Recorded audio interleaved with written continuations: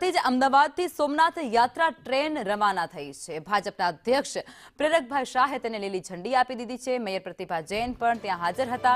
અમદાવાદના ભાવિકો આ યાત્રામાં સામેલ થયા છે, જેમાં એમપી, એમએલએ તેમજ એએમસીના પદાધિકારીઓ પણ ત્યાં ખાસ ઉપસ્થિત રહ્યા હતા। મેયર સહિતના અધિકારીઓ ત્યાં ઉપસ્થિત હતા। મેયર પ્રતિભા જૈન જે પણ ત્યાં હાજર હતા અને આ પ્રસંગે અનેક દિગ્ગજ લોકો પણ ત્યાં હાજર હતા।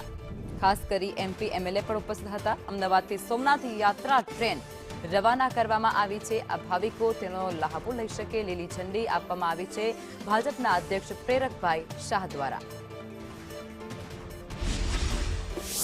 આજે કર્ણાવતી મહાનગરમાંથી અનેકો નાગરિક સોમનાથ મંદિર દર્શન કરવા જઈ રહ્યા છે।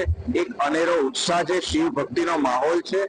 ટ્રેનની અંદર મંત્રોચ્ચાર કરતા કરતા, ભગવાન શિવનું સ્મરણ કરતા કરતા અનેક લોકો આવતીકાલે સવારે સોમનાથ પહોંચશે।